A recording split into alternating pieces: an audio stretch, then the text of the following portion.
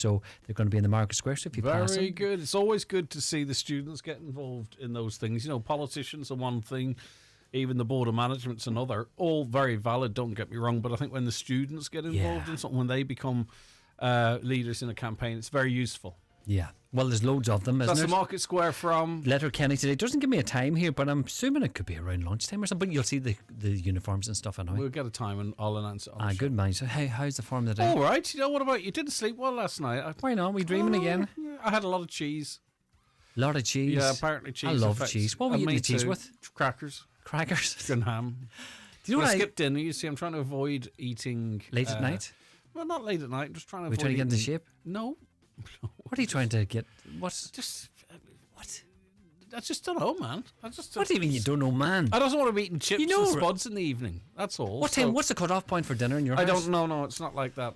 Right, We don't, it's- there's you just eat when zero it's there. organisation. Yeah. No, but that's all right. But every house was kind of the same. Do you know what I mean? It's the evening time. Eating late at night's not the good. Because then, do you ever wake up in the morning time your belly's full of stuff and you know you ate late? No. You but better I waking didn't up sleep well hungry, because aren't I you? had too much cheese, I think. Cheese and crackers. Well, you didn't have the wine. You were all right. No, I didn't have the wine. I wouldn't be here if I had I know. wine. Where is he? Come on, don't do the program. All right, look after yourself, yourself. Lee. Chat to you tomorrow morning from 6:30. In fact, Lee's on air again for the last show of the working week, Monday to Friday working week. It's 9 o'clock. Let's get a news update. It's over to Donald Kavanagh. Thank you, Greg. Good morning. The Transport Minister is being asked to come to the Shannon to address concerns about potential changes to the Donegal-Dublin air service, which would see a different timetable that wouldn't facilitate cancer patients and others travelling up and down to the capital on the same day for medical appointments. The issue was raised by Senator Manus Boyle, who said that since he heard the airport manager on the Greg Hughes Show earlier this week, his phone hasn't stopped with people raising concerns about the impact of changes to the PSO governing the service. Senator Boyle wants the minister to address what he believes is a change designed to suit the airline rather than the people. What's there is working at the moment and everybody's happy with it. There's no need for change. It's really going to knock these people that has an appointment in Dublin in the morning. They're not going to be fit to get it. They're going to have to come down the day before. So it's not practical what's going on here. So I would hope the Minister, if he would even come in here and have a debate on it, till we see what's going wrong. We have no trains in Donegal, as you know, and this is a lifeline for everybody, especially cancer patients. Something we really need to tie down and get the government to sort out. Police in Omagh are at the scene of a security alert following the discovery of a suspicious object in the Culmore Park area of the town. Cordons are in place and a number of nearby properties have been evacuated. The KS Community Centre is open and available as a respite centre. Sinn Féin remains the most popular party in the country despite a 3-point drop in support. Fianna Fáil has gained 2 points and sits as the second most popular party at 19%. Fine Gael is on 18%. That's all according to the latest Ipsos B&A poll in today's Irish Times. The head of the Drugs and Organised Crime Bureau says it's up to the public if they want to vote for Jerry Hutch in the upcoming Dublin Central by-election. It's 10 years to the day since the Regency Hotel gun attack in North Dublin. David Byrne was murdered at a boxing weigh-in when the Hutch organised crime group burst into the event dressed as a Garda SWAT team. Jerry, the monk Hutch, was found not guilty of David Byrne's murder in 2023. When asked about Mr Hutch's political ambitions, Detective Chief Superintendent Seamus Boland said Gardaí don't involve themselves in electoral matters. Particularly throughout the Troubles, you know, we've dealt with situations over recent years, even in my service, where people have been elected to represent parts of this jurisdiction who were people who served serious prison sentences for terrorism offences. And on Garda Síochána, we just get on with our job. So the electorate decide who gets elected, not us. So I've no opinion on that either way. Well, it seems the by-election to fill the vacant seat in Dublin Central will take place on either the 15th or the 22nd of May. That's according to the Irish Daily Mail. A by-election must be called within 6 months of a TD leaving. The Dublin Central vacancy is as a result of Paschal Donoghue's resignation of his Dáil seat to take a position at the World Bank. The seat in Galway is vacant because of Catherine Connolly's election to the role of President of Ireland. Weather forecast, and after a dry morning this afternoon, we'll see rain spreading right across the region, continuing through the rest of today and into tonight. It'll be quite windy with fresh gusty easterly winds, strong near the north coast. Top temperatures 5 or 6 degrees Celsius. That's Highland Radio News. Back with news in full at 10 o'clock.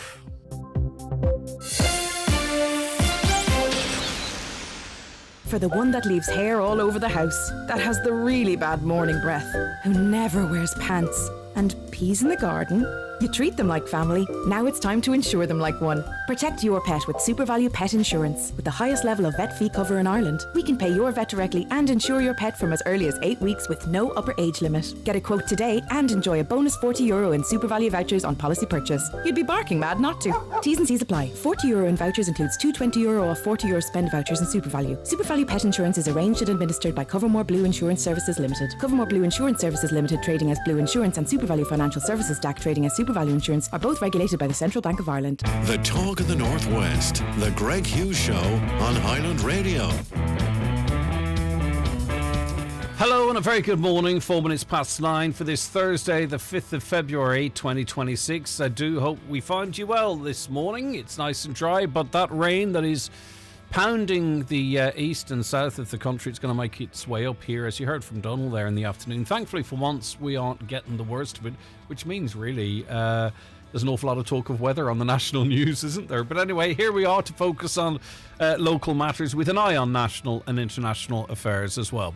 Right, how do you get in touch with us? Well, we will remind you early on, as we always do, of the contact details. The WhatsApp and text number, that's 086 60 25,000, 086 60 25,000. If you want to give us a call, Caroline and Shannon taking your calls this morning, 07491 25,000. And your emails coming to us, comments at highlandradio.com, comments at highlandradio.com. Right, let's have a look at the papers. Thursday means there's a bumper pile. We'll start with a very interesting story. Well, it's interesting to me on the front of the Tyrconnell Tribune. Gales and weather turbulence of the past year have drilled down 2 metres of sand, estimated at tens of thousands of cubic metres around Ballymastocker Bay. And the displacement may also have solved the last resting place of HMS Saldanha, the 950-ton frigate perished in Lough Swilly in 1811 with the loss of over 250 lives. And over the weekend, low tides in the loch revealed a substantial superstructure of timbers thought to be part of the frigate. The timbers are 12 inches in width and are held together by dowels which were in use until the 1830s. And as I say, it's remarkable. Nature has revealed potentially the wreck after hundreds of years and maybe solved a mystery of what happened to the HMS Saldanha. I hope to speak a little bit more about that later on in the programme. The Donegal News this morning, a Donegal pensioner has spoken out about how he almost fell victim to a convincing scam that could have given fraudsters full access to his bank details and mobile phone. Eamon O'Donnell received a call from people purporting to be from a leading telecommunications provider, and coincidentally the call came after he himself had complained to his provider about slow internet speed. So good bit of information there in the papers to help us avoid such scams. The Derry News this morning. University students arriving to Derry in September past felt unwelcome, according to Stephen Kelly, chair of the Ulster University Magee Task Force. Mr. Kelly made his remarks on Tuesday afternoon during his presentation of the Magee Expansion Task Force update 1 year on January 2026 report to Derry City and Strabane District Council's Governance and Strategic Planning Committee. Students were feeling unwelcome during that period, and we know that's not the Derry way. So we want to make sure that they actually feel welcome when they are here, Mr. Kelly told the councillors. Staying with students, and just to give you more details of the students of St. Eunan's, as Lee mentioned on his programme just towards the end there, they are in the Market Square this morning collecting signatures for their petition. So they're there from 9 a.m. until lunchtime. So it costs you nothing, and your support would be greatly appreciated. And it's not the most fantastic morning to be standing out, but they're doing it for all the right reasons. They're trying to gather signatures to impress on the Minister for Education that the long-awaited redevelopment extension, enhancement of St. Eunan's College must be included in the latest tranche of funding for schools.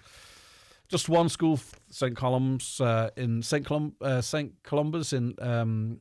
the Twin Towns. Thankfully, it was included in this multi-billion euro scheme, but nothing in Sligo, Mayo, Leitrim, Donegal, except that one school. Ministers rule out immediate social media ban for children. We're following this up because we talked about it as if it were a fait accompli, and the reason we did that is because Simon Harris, in 2 interviews, gave the impression that it was very much a fait accompli. He talked of a under-16 social media ban within weeks. Well, the Irish Times tells us that Ireland will not follow other countries and pass a law creating a social media ban for children in the short term, even as European Union members states advance their own plans for age limits. Minister for Media Patrick O'Donovan said he would bring forward online child safety measures incrementally, and he talked down proposals being brought forward by other countries as laws that children could potentially get around. Well, listen, if there's a will, there's a way. But anyway, it's up to them what they do, isn't it? France, Spain and Greece have recently announced plans to ban social media for children under the age of 15 or 16. Non-EU countries such as Australia and the UK have announced their own online age limits. Canada is also considering a similar proposal. And as I say, Simon Harris gave the impression this was just on the cards, but Minister for Media, Patrick O'Donovan, which I'd be very interested in a chat with him if we could try and organise that, Caroline, just to get a sense of where he's at in the whole conversation. He doesn't seem to be in any rush. Now, is this because we're taking a more balanced approach to it? Let's not do anything in a knee-jerk way. Or is it because these companies are based here in Ireland and we're concerned about what the ramifications or implications could be? I don't know. It was an interesting conversation we had on the Friday panel last Friday with our three guests there, one of them being Senator Eileen Flynn. And all three ladies who were on that panel all had their reservations about under 16s. Look at it a bit further,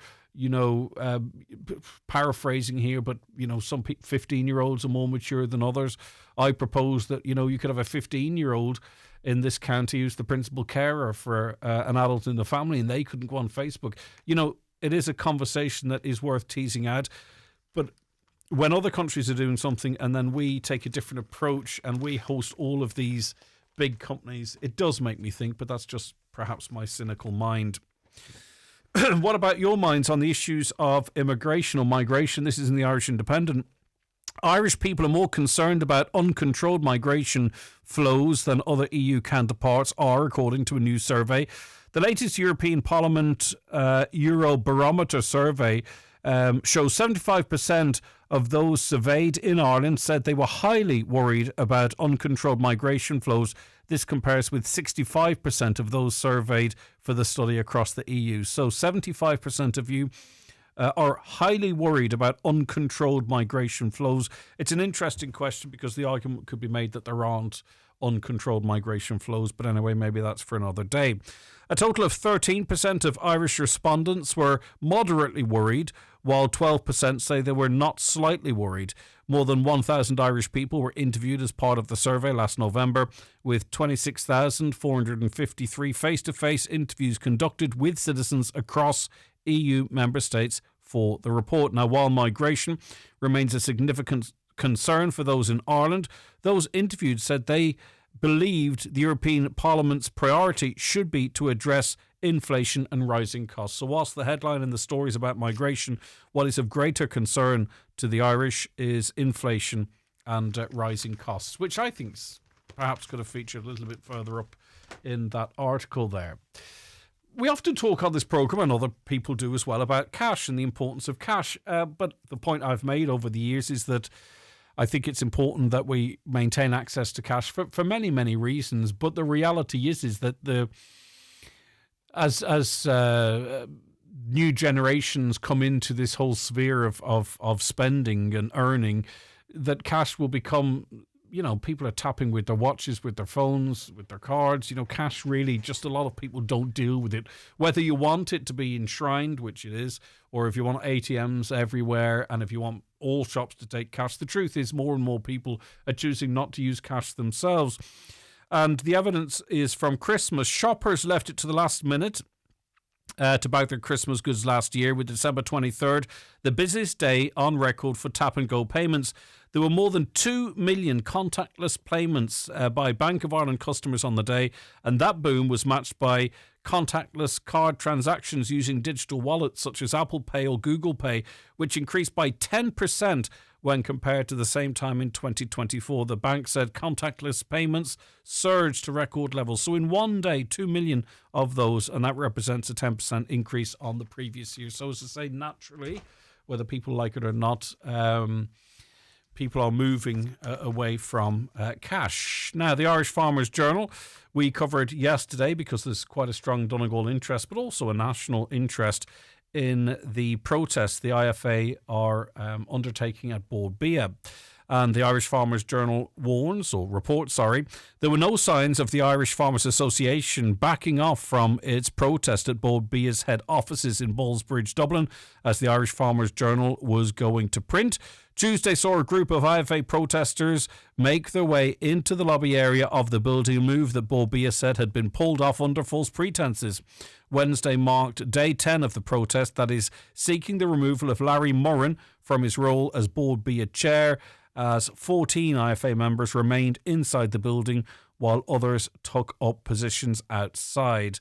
They want him gone because he runs a factory that uses Brazilian beef, and he's there really to say Irish beef is the best beef ever. Buy it in Spain, buy it in Germany, buy it in Britain, buy it in China.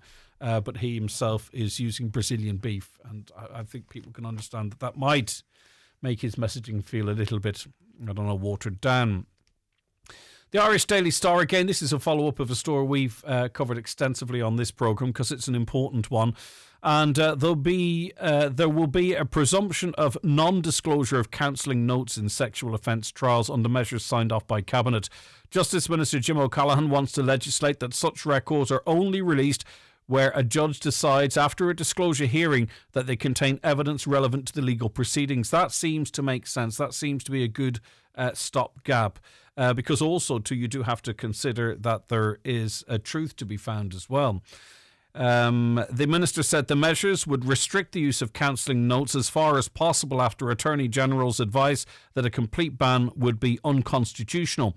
O'Callaghan said the default position will be that counselling notes are not to be disclosed, save for the very small number of cases where disclosure is ordered by a judge and warranted in the interests of justice. So I presume, and I'm not a legal eagle, that the judge would have a hearing whereby the argument for the disclosure of the notes would be made. Presumably he would have access or she would have access to those notes, and then a determination would be made. But the default position is that your counselling notes, when you're confiding in someone in a private space after a traumatic event, the default position would that they would not be disclosed.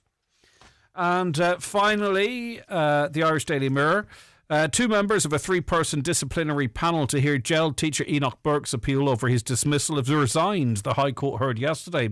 Lawyers for the disciplinary appeals panel told Mr Justice Brian Cregan and Sean O'Langan and Jack Cleary he told them that Sean O'Langan and Jack Cleary quit in light of issues arising in a legal challenge brought by the Burkes to stop the panel from taking further steps in the appeal process. Barrister Port Lyons SC for the panel told the court the specific issues giving rise to the resignations were legally privileged, but said the move would avoid protracted legal proceedings and clear the way for a new panel to be nominated to hear Burke's appeal. Now, I didn't, whilst the reasons for their resignations are legally protected, I think the Burkes did a video where they were divulged. I'm not 100% sure, but I believe they were. Okay, we'll be back with our first guest very shortly. We really want you to feel involved in the programme, to get involved,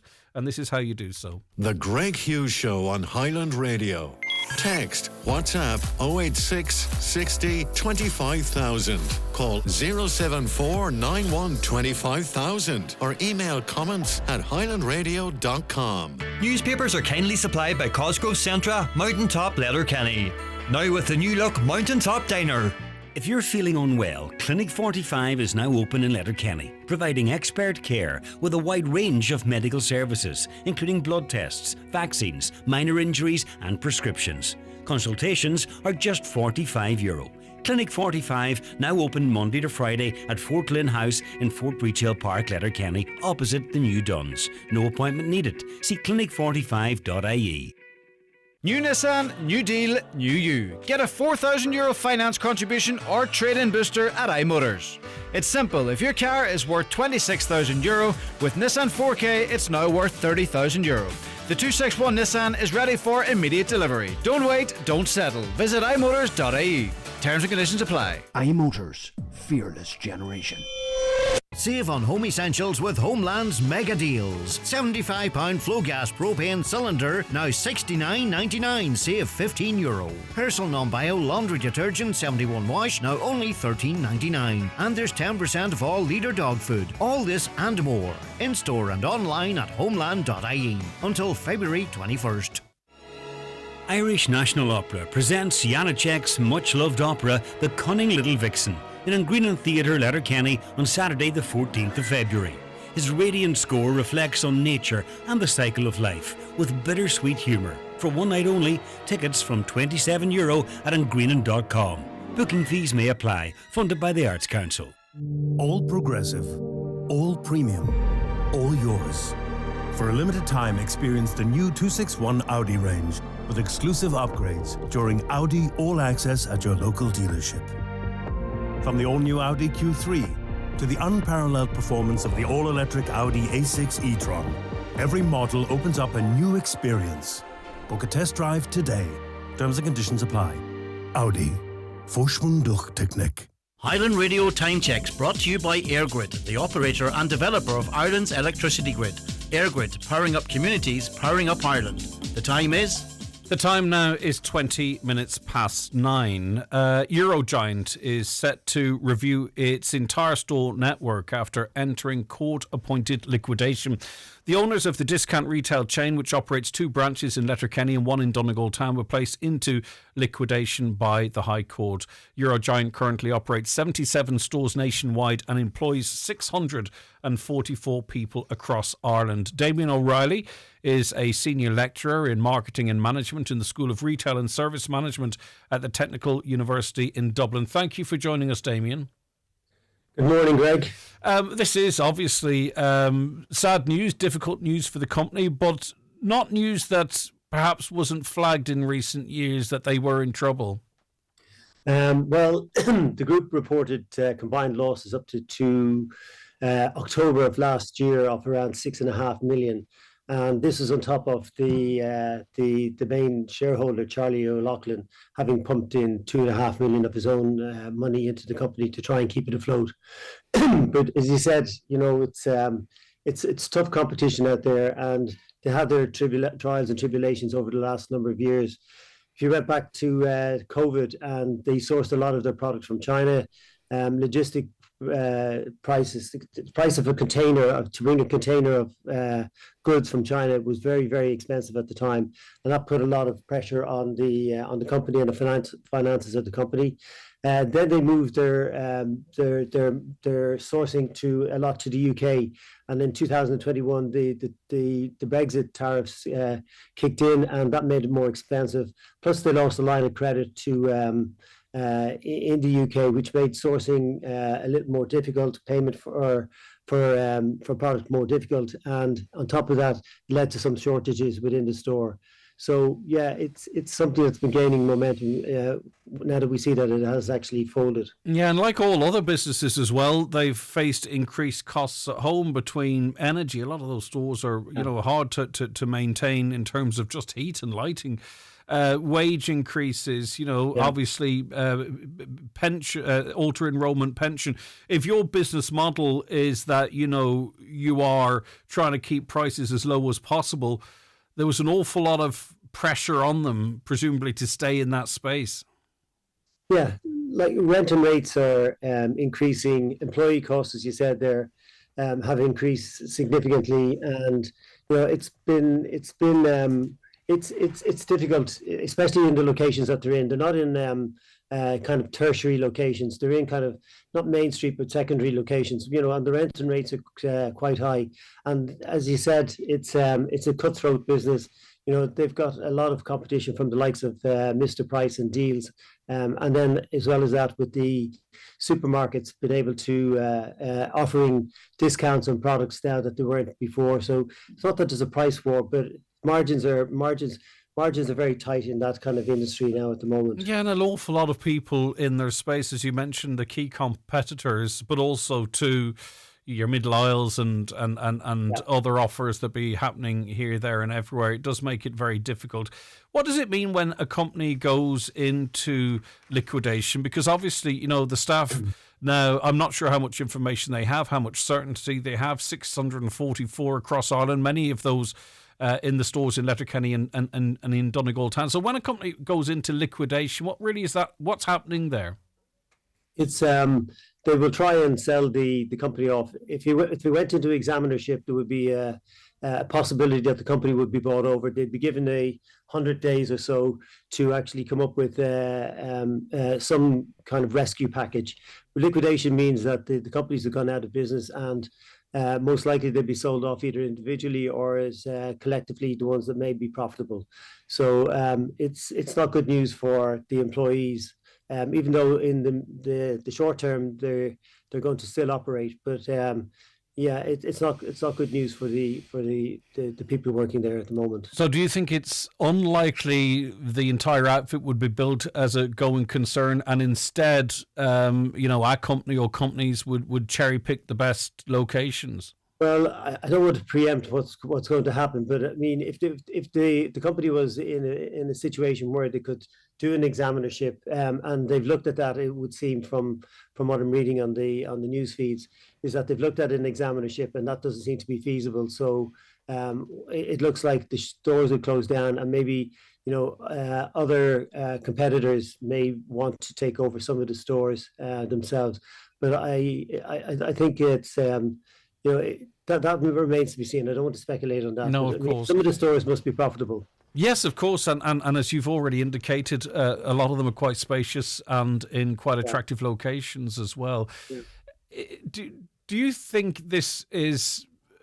we're going to see more of this into the future? Like, in other words, are we seeing a more difficult trading environment, or is Eurogiant really just got all of the headwinds going, given the margins and the area it operates in and what have you?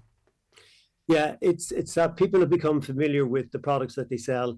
It's very easy to do comparisons when you go into a store that has a limited amount of products like the Eurospars or Mr. Deals or Mr. Price. So it's easy to do that, and it's not that we're falling out of love with budget shopping. Far from it, because we're notionally, I don't like the term crisis anymore, but the cost of living is still expensive for many people. And what's happening is the shoppers have become got smarter. They're taking photographs and saying, here's the price of something here and here's the price of something there. So the buyers know the price is inside out, and it's putting a lot of pressure on the likes of Eurogiant. So, but if you take something similar in the UK, like the Poundland shops have suffered a lot. Now, one of the reasons is that for them is that the Pound shop was associated with the Pound, and when it opened in 1990, the same time as Eurogiant, it's only worth 45 to 50 cents or pence today, a pound. And the euro, I know the Eurogiant is not associated with the euro because it happened actually before the it was launched before the euro came into effect. But there is an expectation too, though, isn't there? I know it's not the expectation. Yeah. Okay. All right. So go ahead, please. Well, I tell you, retailers, they have to be more savvy and to try and understand what their customer is going to buy before they actually know what they're going to buy. So it's getting them into store with produce that they want to buy, and then adding something on that has an extra margin. And not carrying too much tat, and knowing what's going to be coming in trend and all that kind of stuff. All right, listen, Thank you very much indeed for your insight, Damien. That's Damien O'Reilly, Senior Lecturer in Marketing and Management in the School of Retail and Services Management at the Technological University in Dublin. Sad news, and thinking on the staff at the start of the year. This uncertainty, and it doesn't feel like it's good news. As I mentioned, Eurogiant into liquidation, 77 stores nationwide. You're familiar with the logos, you're familiar with the stores. They're based in Letterkenny. They've got 2 stores there, and 1 also in Donegal Town. Caller says Donegal Airport needs to have the runway extended by 500 metres. Then we could accommodate 737 aircraft. We could then introduce Ryanair to the fray. Interesting. I would imagine that all of that has been explored. It can be quite hard to get a Ryanair into an airport, but I presume there's been a cost-benefit analysis. On the issue of traffic in Ramelton, there are major traffic issues in Ramelton. The town is not fit for the size of this project, and workers are in cramped spaces and too much traffic. It's a total mess, and the biggest work on the Shore Road is still not underway because there is no traffic plan unless they close it to traffic. Every unit there is occupied, and the politicians have no answers.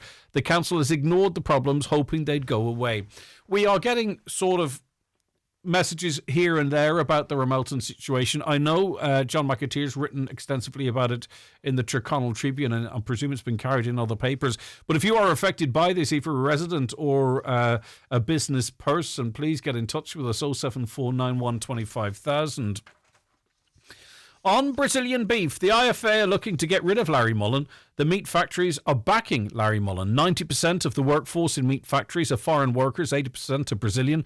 Well, I'm not sure about those stats, but anyway, they have a contact that brings them to Ireland, and they are given contracted hours. They get a subsidy if they don't get all their hours. Well, it is one of those industries whereby people are employed from overseas. We dish out far more work visas in this country than people who would arrive here looking for international protection or for that matter.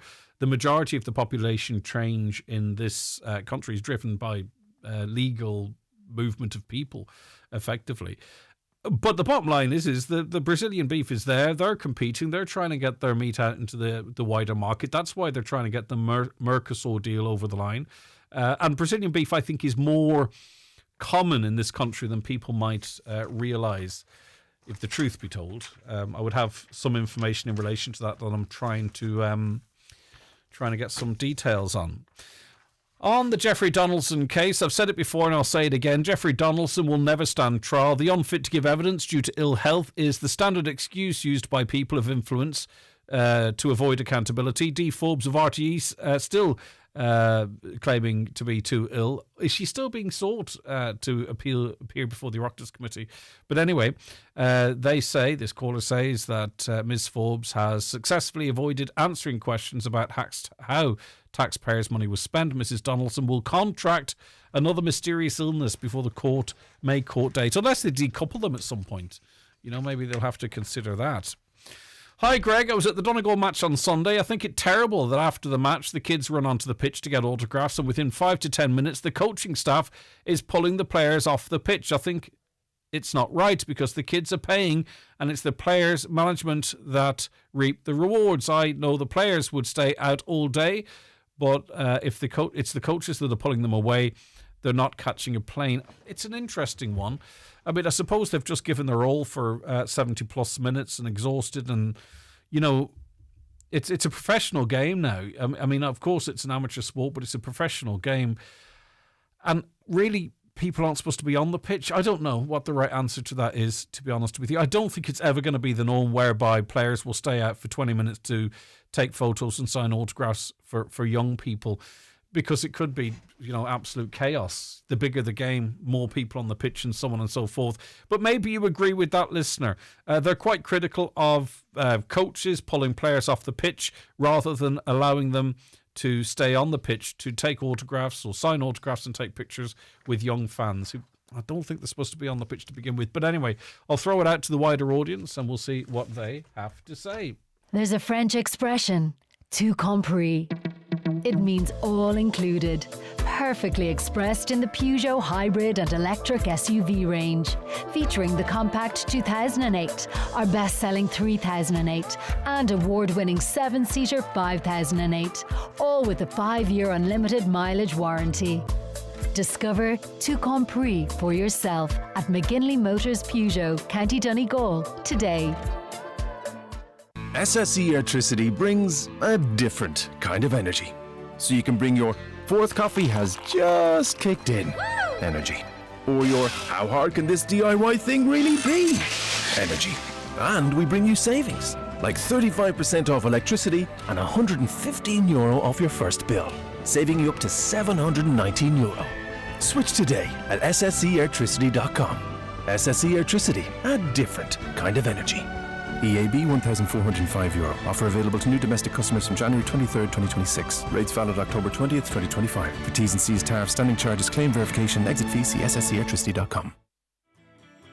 Here at Braden's House Home Interiors, we would like to turn your house into a home this year. We have a wide range of furniture and flooring for all your needs in both our Moville store and our Bridgend store. We offer a free delivery service to the whole Northwest, and we won't be beaten on price. Both stores have easy parking. So for all your quality furniture and flooring at a great price, call into Braden's Furniture Moville or Bridgend now. Make great photos into beautiful gifts at McGee's Chemist Letterkenny. Different gift ideas include canvas prints, freestanding or ready-to-hang art blocks, and personalised photo books, perfect to mark any occasion. There's also jigsaws, calendars, mugs, and much more. For details, visit mcgees.ie. Turn your favourite moments into something truly special with McGee's Chemist Letterkenny. Now, don't forget, you can watch today's programme as you can. You can watch today's programme as you can every single day by going onto the YouTube channel Highland Radio Ireland, or by going onto Facebook. Search out Facebook, you'll see us there as well, and we're also on the X platform. On the conversation of flooding, as all the flooding and risk are more down east, south and east, homes, cars and farms all destroyed and no insurance, it's time people spoke up and get out there. The time has come, as this is going to happen on a regular basis all over the country, with environmental and more thought now for the birds than human rivers needing to be cleaned, bushes cut and lowered, which would mean less flooding, and also the water would get away faster. Common sense. Yeah, but there's lots we could be doing in relation to that, of course. I don't think it's about birds or anything like that there. I think it's just something, we'd actually need to do in an organised fashion. I'm joined on the programme now by a journalist and member of the organising committee of the Saldanha commemoration, Anne Cadwallader. Good morning to you, Anne. Good morning, Greg. Thank you so much for joining us. And potentially a remarkable discovery made recently at Ballymastocker Bay. Yes, whatever the wreckage is, either way, it's very interesting. And another sign of climate change. The beach has been devastated by the storm that exposed this wreck. If it is the Saldanha, yes, it's a hugely significant discovery. And I'm very glad that it was, somebody saw it. It was a beautiful day last Sunday on the beach, and unfortunately, I didn't know the wreckage was there. Otherwise, I would have gone and had a look. But the story of the Saldanha is tragic from right from the very start. I mean, she was practically a new ship when she went down in that dreadful storm in December 1811, with the loss of everybody that was on board. And we still don't know for sure where the bodies are buried. We think many of them were buried on the golf course.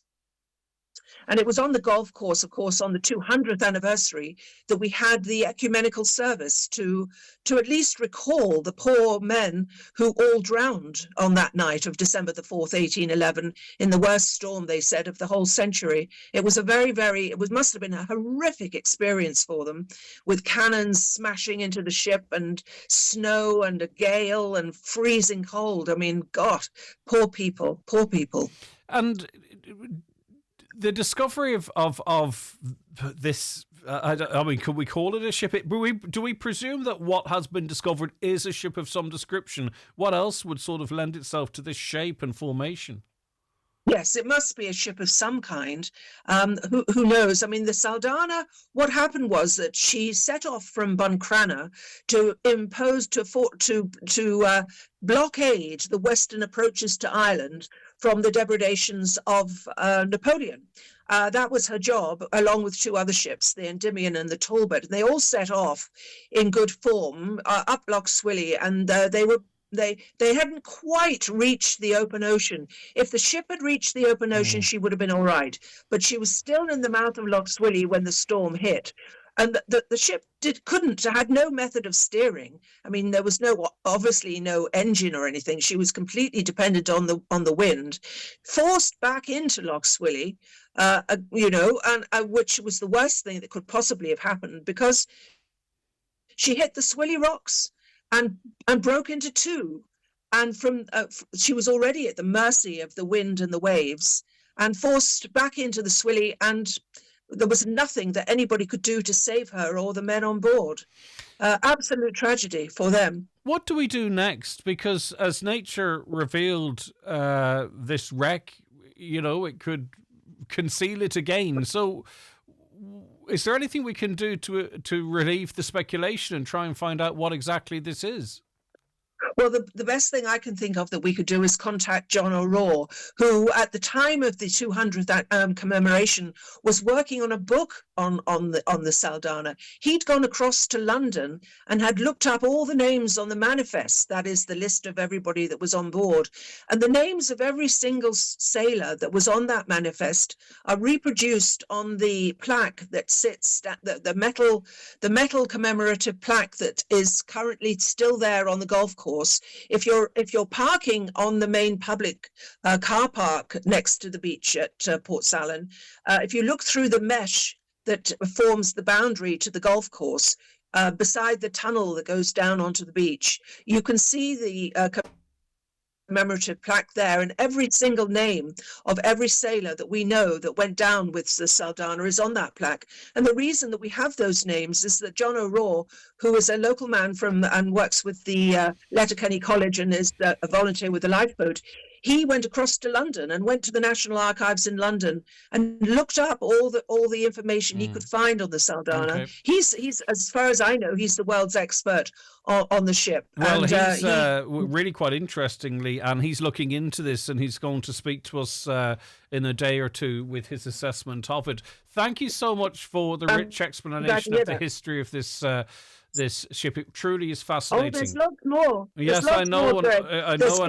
And we might actually do something. Ghost stories and all sorts about the Saldanha. She's remembered by local people. Whether the British Army and the Navy remember those poor men who they press ganged into service or not, I can't imagine. But the local people in Port Salin and Fanad remember the Saldanha and remember the tragedy that ship was. And the lighthouse stands there because of it, because fundraising went on to get to build the lighthouse at Fanad Head. Okay. So it's very much a local celebrity, the Saldanha. Thank you so very much indeed. That's Anne Cadwallader. And as I say, it's something we might dig into a little bit deeper shortly. Are you female, currently unemployed and looking for a new career in construction? Rural Enterprise SkillNet is delighted to announce the next Women in Construction programme commencing on March 2nd in Letterkenny. For more information or to apply, visit ruralenterpriseskillnet.ie. Closing date for applications is February 16th with interviews on February 18th. This Rural Enterprise SkillNet programme is co-funded by the Government of Ireland and the European Union. At McDade's Bathroom Plumbing Tiles, Cockhill, Buncrana, it's about more than products, it's about how you're looked after. We're a family-run Donegal business, known for honest advice, quality work and service that's always just a phone call away. From bathrooms and tiling with over 40 fabulous displays to plumbing and renewable solutions, we help you see it, feel it and make it yours with confidence. Done right, done once. Call McDade's on 07493635050 or visit our website at pjmcdade.com. At Eclipse Cinemas Bundoran and Lifford Strabane, the stars shine brighter. This isn't just a trip to the movies, it's a VIP experience. Sit back in luxury as your favourite pizza, yummy, hot food and a cold drink are delivered right to your seat in any studio. But for the ultimate treat, step into the Director's Lounge, our most popular destination. Enjoy the film, enjoy the food and savour the experience. Only at Eclipse Cinemas Bundoran and Lifford Strabane. Trade up for 261 with Opel and drive into a new year in style. Discover the Corsa, Mokka, Astra, Grandland and the all-new Opel Frontera. It's back and ready to test drive. With a 5-year unlimited mileage warranty, flexible payment options and a €1,000 trade-up bonus across the entire Opel car range. It's the perfect time to find your new Opel at Manor Motors Opel. See manormotors.ie for details. Imi Abron, while chauffeur Dainor of Nadiak Vehe She, an Che Dainor of Arina Iserstad Navsplach na Heran Erlina, go humlan in Chuirdathe agus fáil Saran Ashka, ón 8 Abron im Liana. Durerand Lee, scriiltar tafé de Gainoriv Teresh Cade Blin. Má rugga ar an 8 abrán níideag fé séú nó ribh sin, agus má bhí tú a coníon ar an dáta sin, tá siad a cheart agad nach bhfuil seo for the Hunreef Parsonta. Túr cuairtear nationalarchives.ie le haig tuile ólais. Highland Radio weather updates with McElhenney's. Looking for the perfect outfit for an upcoming event? We have new occasion wear styles arriving every week. Visit us in Ballybuffet or shop online at mcelhenneys.com. Becoming wet and windy this afternoon as rain spreads from the south. Heaviest and more persistent in the east of the north, if you get where I'm coming from. So we in the northwest will escape the worst of it, temperatures of 5 to 8 degrees. Now, the episode 5 of the Greg Hughes podcast is available for you on our website tomorrow from 11 a.m. And our guest this week, well, it's a powerful conversation with renowned journalist Biddy McLaughlin. Most know her for her sharp columns, but in her new book, Tales of a Patchwork Life, she chronicles the devastating 2006 murder of her sister Siobhan at the hands of her husband, Brian Kearney. In the podcast, Biddy pulls no punches regarding Ireland's justice system, discussing the cushy reality of life behind bars for killers, the gruelling cycle of parole hearings, and why she's now campaigning for life to mean life to protect grieving families. We're going to play you a preview of that podcast now. I will warn you, though, that this one of the key topics in this podcast is domestic abuse and quite graphic descriptions contained within. It's fine, but just in case you have younger ears listening, or perhaps it might be triggering, but it's an important conversation. Okay, Biddy, thank you so much for joining us this evening. If I could start by asking, how long have you been thinking of writing this book, and why? Why was this important for you to do? The memoir was on my mind a lot because when you go through situations like my family have gone, which are very abnormal for most people, you have to kind of quarantine yourself into some kind of peaceful mode and collect yourself after years of post-traumatic stress disorder, which we've all suffered from and still do. So the book was a very clear, kind of structured way of putting to paper how I felt, my experiences for what they were worth, and also remembering Siobhan as the person that she was. And she was quite exceptional, as you can read in the book. And also, of course, to describe what he was like, which was appalling. Like, I refer to Brian Kearney in the book as the Savage, and it's probably the best name I can think of for him. I don't even like using his name. But the book was extremely important to me for that reason. Yeah, when, I mean, obviously when this person came into your life, what was first impressions, if you're comfortable talking about that? It's quite extraordinary, right? Because I can rarely say this about anybody. I'm a very social person, and my family are as well. When my family met him, we all met him. There was about 4 of us met him together that day. My mum, who was an absolute lady and extremely friendly, could not shake his hand. And I didn't feel, my immediate impression was, this is so not Siobhan. This is so not the kind of person I imagined for her. He was very nondescript. He was a small man, stocky stature. He just had no personality. There was no kind of gentleness about him. There was no curiosity. There was no manners. He just didn't hold it. He didn't shake hands.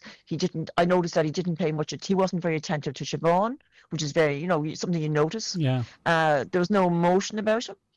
So I didn't like him at all. On sight, I didn't like him. And unfortunately, she was my closest sister, but unfortunately, being her closest sister as one of them, I had to tell her how I felt because she asked me. And I said, this man is not for you, Siobhan. I said, you're vibrant, you're vivacious, you've worked so hard. I said, what do you see in him? I said, what do you see in him? As sisters would say this kind of chat. Yeah, of course. And she said, Biddy, he's not a womanizer. He doesn't drink, hardly. He doesn't smoke. And he's safe. Now, looking back, that was like appalling. When you think about that wording. And when I'm doing these kind of interviews, I always think of the women who are listening to this program, Highland Radio, or any radio program. And I always like to make the point that if someone is listening to the radio now, and they're about to separate, which many people are, or they're under kind of fierce kind of stress, in a house where someone is, literally threatening them or saying, like, the separation and divorce are the most critical times for people. And I remember going to my solicitor with Siobhan and asking his advice about Siobhan when she was leaving him. And the solicitor said, is there any history of violence? There was none. And he said, stay in the family home. And Siobhan wanted to stay in the family home for the sake of the children. Wrong. But unfortunately, so many sort of women, and to some extent men, but we know it's primarily women, sort of make that decision themselves and wait too long, and it's all for all the wrong reasons. It's never for themselves, is it? It's for the family, it's for the kids, it's for whatever. It's always for the sake of the child. But to have a professional sort of enforce that, very concerning. Yes.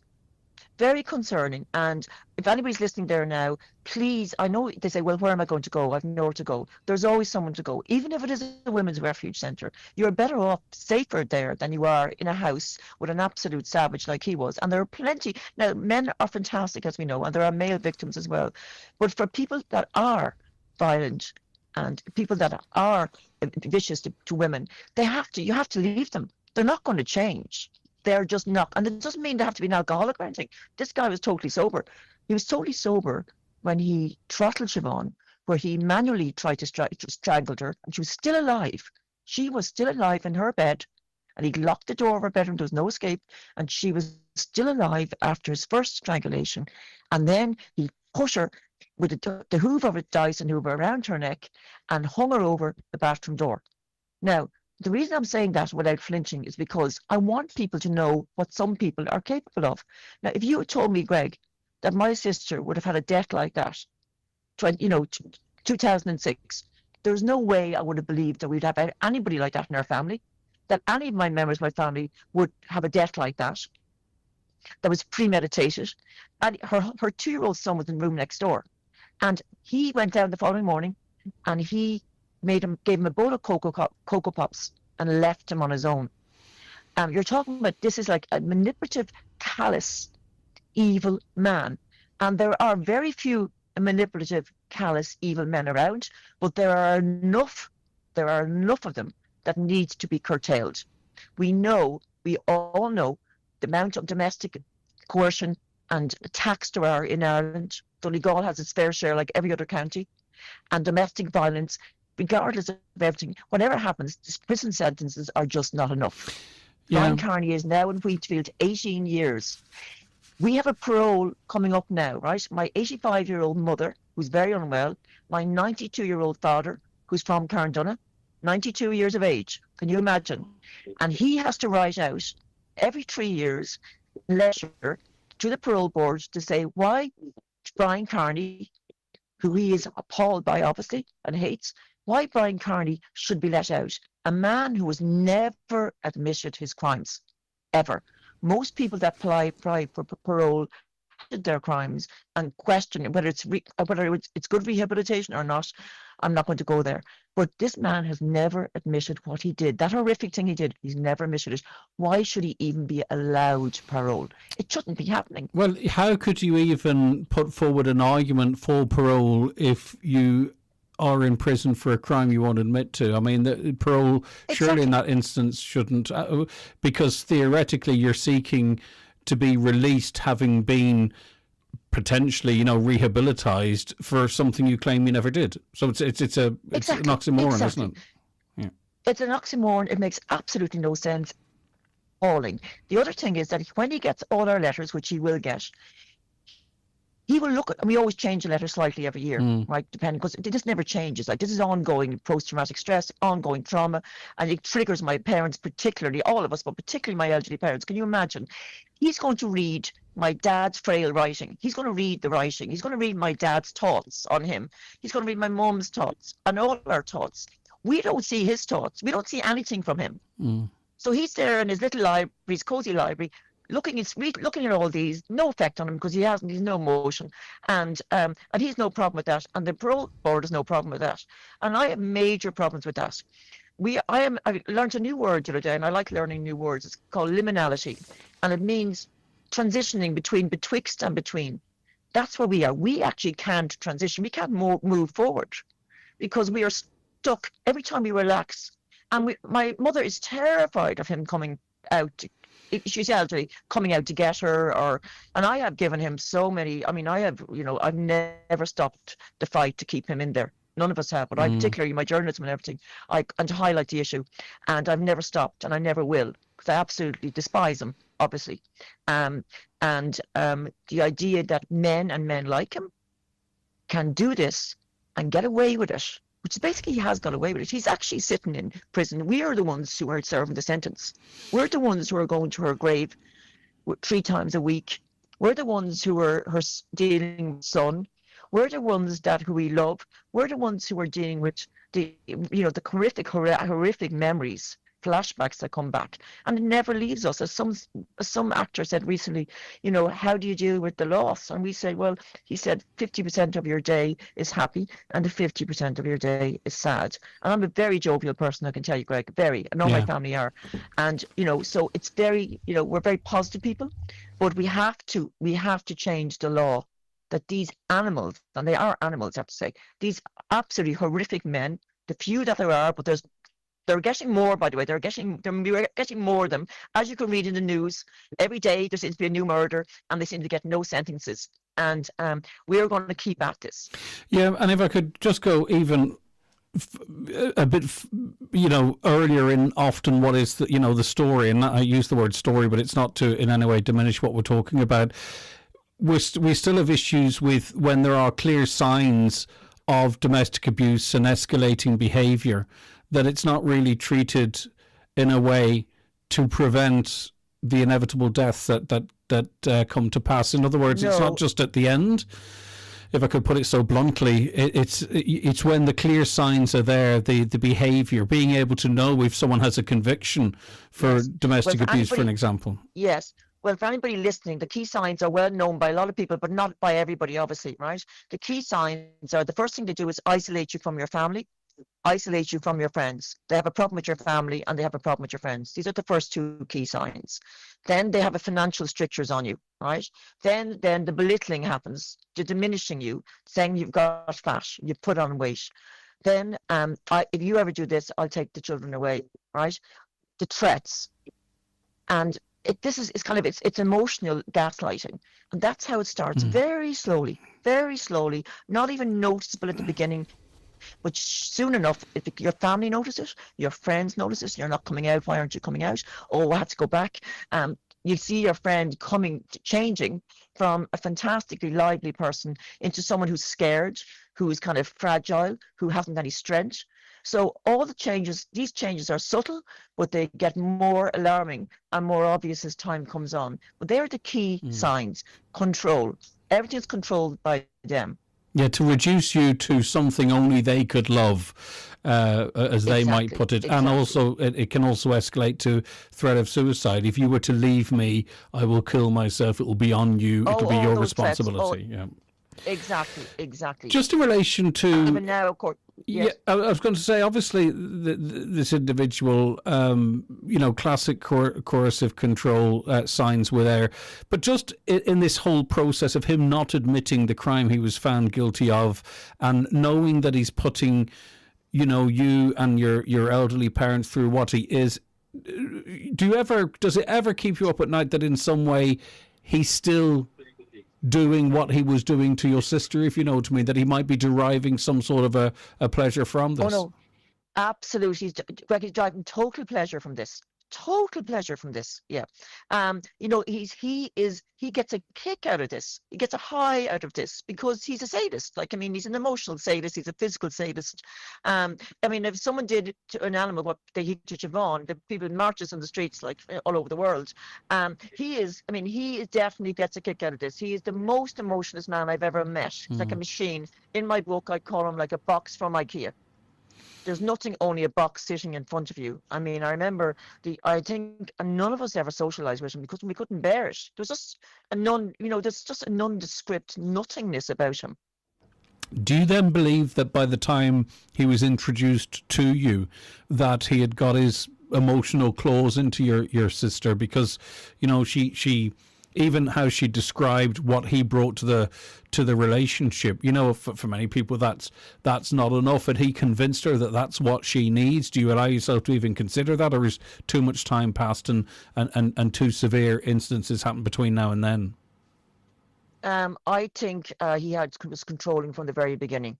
From the very beginning, yes, because she was a self-made woman. She worked since she was 16 on building sites. Then she set up her own company. Then she became a chef in the Shelburne. Then she had a very successful business. Then she opened Salvi, obviously the hotel, which is still there. And so she was her own. She wasn't like, depending on anybody. The saddest thing for me is that I had this amazing, independent, wonderful sister who was taken in by him like many women are. They're taken in. And, this thing always, he's safe. Nobody's safe. Nobody's safe. We don't know who someone is. Someone now listening and they're like going through a crap time with somebody and they're there and they're saying, I'm afraid of him, or he won't do it, but he might do it and he's never done it before. If you have any doubts, walk out. If you have any doubts, you walk out, because you could be saving your life. You think it never happens to you, and it can and it could and it possibly will. You have to go, and you've got to bring your children with you. And that's just a sample of that podcast, which is available for you to listen in its entirety from 11 a.m. on our website tomorrow morning. If you've been affected by that, the Donegal Domestic Violence Services can be contacted on 1-800-262-677, or indeed you can contact Women's Aid. Their telephone number is 1-800-341-900. We'll be back after the news, which will be a little late, about 2 minutes late. Ireland's biggest tribute band weekend Trib Bash is back and bigger than ever at the Clanry Hotel, Letterkenny this Valentine's weekend. This time with 8 amazing tribute acts. Friday 13th of February, Johnny Cash and June Carter, Dolly Parton, Garth Brooks and the Eagles. Saturday 14th of February, Amy Winehouse, Tina Turner, Bruce Springsteen and Rod Stewart. Tickets for Trib Bash are available from the Clanry Hotel reception and online at eventbrite.ie. Thinking about a new car? Make it happen with a fast, flexible and affordable car loan from B&S Credit Union. With us, you own your car from day one. No hidden fees, no penalties, just straightforward borrowing you can trust. So why wait? Apply now at B&S Credit Union Ballybofey. Visit bnscu.ie or free phone 1800 290 390, where our dedicated team will be delighted to help you. Loans are subject to approval. Terms and conditions apply. B&S Credit Union Limited is regulated by the Central Bank of Ireland. Find me somebody to love. It's your last chance to save big in the Dreams Mega Clearance event with up to 40% off. Anything to add, Beds? Oh, I do. It all ends on Tuesday, so don't get caught napping. All good springs must come to an end. Dreams. Love your bed. Here. Would you look at Eco Enda? He's only after going and getting himself one of the new Skoda EVs. First he went vegan, then he got solar panels, now this. I'm sure he'd buy anything as long as he can get a grand for it. Must be from that county beside Monaghan. The new fully electric Skoda range. The kind of cars that get the neighbours talking. But only if you're quick. Check availability at skoda.ie. Skoda, let's explore. Skoda. Your local Skoda dealer is DMG Motors, Clar Road, Donegal Town. Telephone 074 9721396. McGowan Hearing, one of the longest established audiologists in the Northwest, now have weekly clinics in Letterkenny, Buncrana and Carndonagh. Book your free hearing aid consultation at one of these clinics or with audiologist Darren McGowan in your own home. Call 07191 00208 or visit mcgowanhearing.com. Live, on air, online and on the Highland Radio app. This is Highland Radio News. Good morning, it's 2 minutes past 10. Donald Kavanagh at the news desk. A security alert in the Coolmore Park area of Omagh has now ended. The alert began last night following the discovery of a suspicious object in the area. A number of nearby properties were evacuated and a local community centre was opened as a respite centre. The Transport Minister is being asked to come to the Shannon to address concerns about potential changes to the Donegal-Dublin air service, which would see a different timetable that wouldn't facilitate cancer patients and others travelling up and down to the capital on the same day for medical appointments. The issue was raised by Senator Manus Boyle, who said that since he heard the airport manager on the Greg Hughes Show earlier this week, his phone hasn't stopped with people raising concerns about the impact of changes to the PSO governing the service. He wants the Minister to address what he believes is a change designed to suit the airline rather than the people. What's there is working at the moment and everybody's happy with it. There's no need for change. It's really going to knock these people that has an appointment in Dublin in the morning. They're not going to be fit to get it. They're going to have to come down the day before. So it's not practical what's going on here. So I would hope the Minister, if he would even come in here and have a debate on it, till we see what's going wrong. We have no trains in Donegal, as you know, and this is a lifeline for everybody, especially cancer patients. Something we really need to tie down and get the government to sort out. The Irish Farmers Journal has published its annual land price report, with Donegal showing the most affordable prices in the country last year. Nationally, prices rose by 3% to an average of just under €13,000 per acre.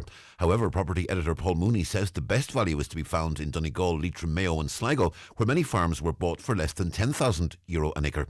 The current outlook for the land market in 2026, he says, is for prices to remain steady. Paul Mooney says there is value to be had here that can't be found in other areas. The big properties making big prices, typically in the east of the country, make the headlines, and we're talking about 18,000 and 20,000 per acre. You could not go and buy land at prices like that hoping to make a commercial profit. Whereas if you go to Donegal and surrounding counties, you can buy land at half that price, good land now I'm talking about, and good farms. If that is what a young person wanted to do, and many young people would love to do so, Donald, as you know, they could maybe invest in land and hope to make a living from that land. Sinn Féin remains the most popular party in the country despite a 3-point drop in support. Fianna Fáil has gained 2 points and sits as the second most popular party at 19%. That's according to the latest Ipsos B&A poll in the Irish Times. Support for Fine Gael hasn't changed much at 18%. Among the smaller parties, the Social Democrats are on 7%, and Labour, Independent Ireland and the Greens are all tied on 4%. The head of the Drugs and Organised Crime Bureau says it's up to the public if they want to vote for Gerry Hutch in the upcoming Dublin Central by-election. It's 10 years to the day since the Regency Hotel gun attack in North Dublin. David Byrne was murdered at a boxing weigh-in when the Hutch organised crime group burst into the event dressed as a Garda SWAT team. Gerry, the monk Hutch, was found not guilty of David Byrne's murder in 2023. When asked about Mr Hutch's political ambitions, Detective Chief Superintendent Seamus Boland said Gardaí don't involve themselves in electoral matters. Particularly throughout the Troubles, you know, we've dealt with situations over recent years, even in my service, where people have been elected to represent parts of this jurisdiction who were people who served serious prison sentences for terrorism offences, and on Garda Síochána we just get on with our job. So the electorate decide who gets elected, not us, so I've no opinion in that either way.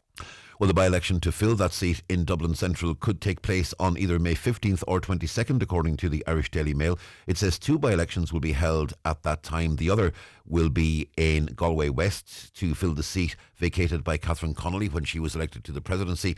The Dublin Central by-election vacancy follows Pascal Donoghue's resignation of his Dáil seat and his taking up of a new position in the World Bank. A union representing secondary school teachers says radical action is needed to tackle staff shortages. The ASTI says some schools are cutting back on the range of subjects they're offering students because they don't have enough teachers.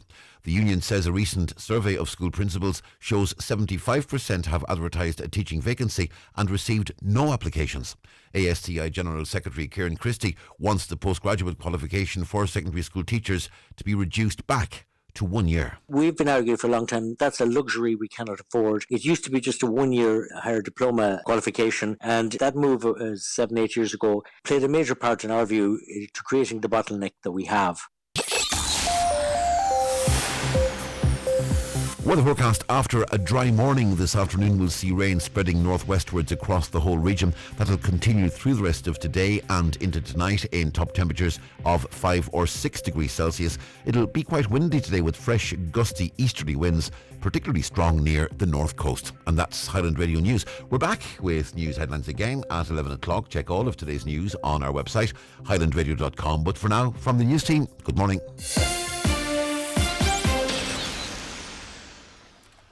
The obituary notices for this Thursday morning, the 5th of February. The death has taken place of Joe McDade, 33 Beechwood Road, Letterkenny, reposing at his home from 3 o'clock this afternoon with house private pleas to neighbours and close relatives. Removal from there tomorrow, going to the Church of the Irish Martyrs, Gortley, Letterkenny, arriving at 6 o'clock to repose overnight. Funeral Mass on Saturday morning at 11, with burial afterwards in St Columba's Cemetery, Kilmacrennan. The funeral mass can be viewed on the Church of the Irish Martyrs YouTube channel. For family information and more details regarding wakes and funerals, please go to highlandradio.com.